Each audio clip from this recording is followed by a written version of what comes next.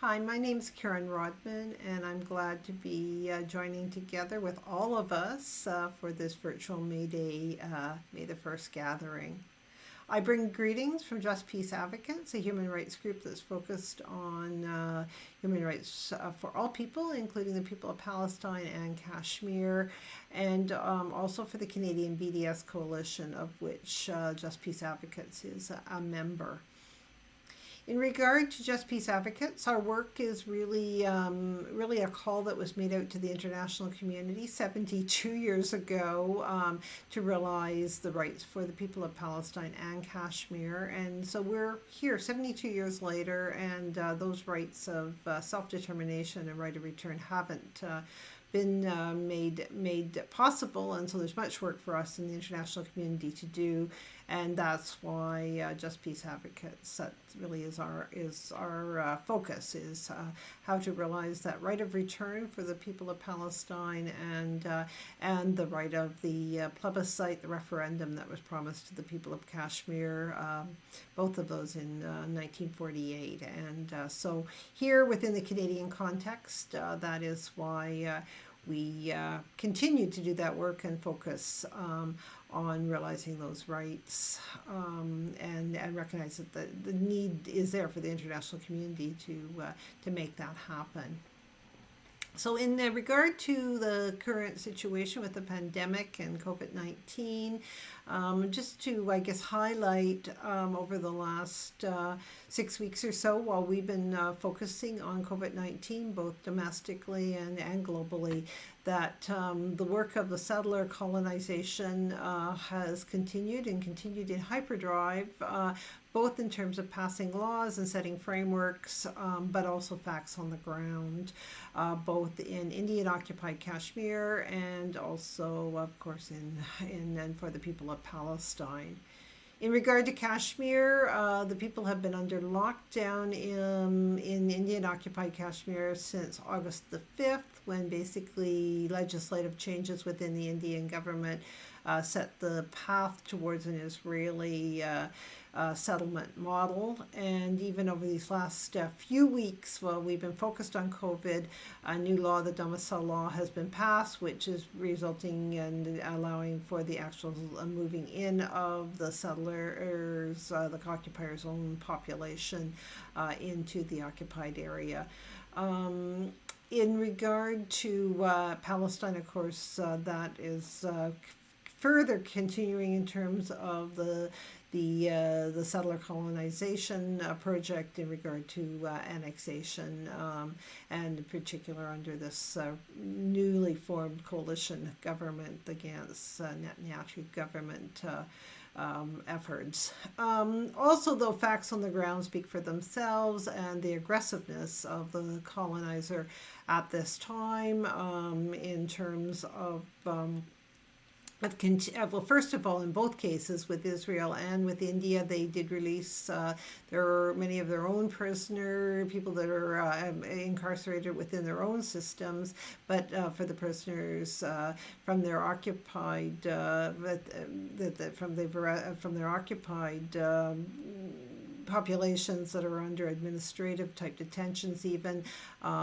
they remain still in prison, and beyond that, arrests have continued, including arrests of children, detentions of children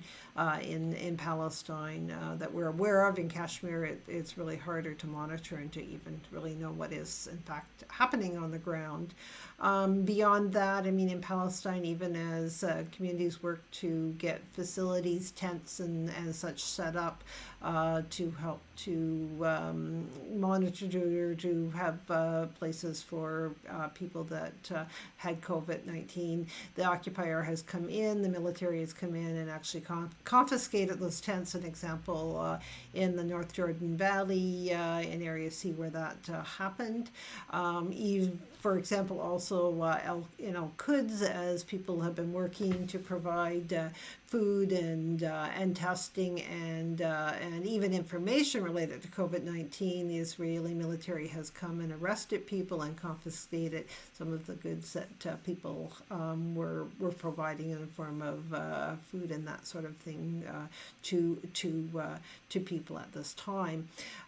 So the aggression is strong, and there are just many examples. Home demolitions on both sides of the Green Line have continued, and there has been an escalation in settler violence, which has put Palestinians even in more vulnerable situation because they can't get to their own land, and to protect their own land and their own resources, they're put in more vulnerable situation. In terms of workers returning from Israel, the day workers, there was undermining in terms of how that coordination should have happened for prisoners coming back in, that Israel actually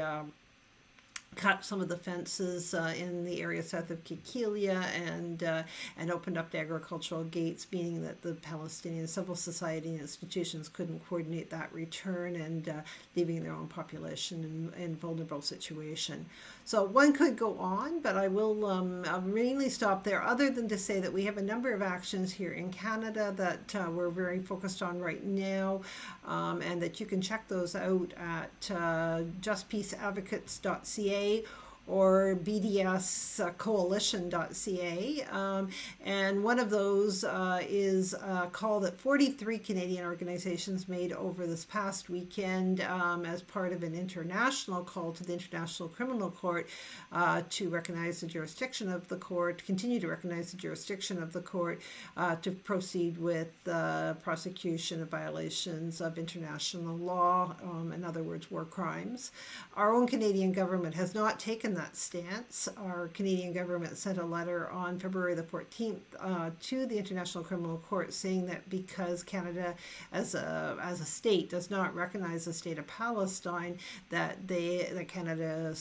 is saying that the International Criminal Court does not have jurisdiction over prosecuting the war crimes committed by Israel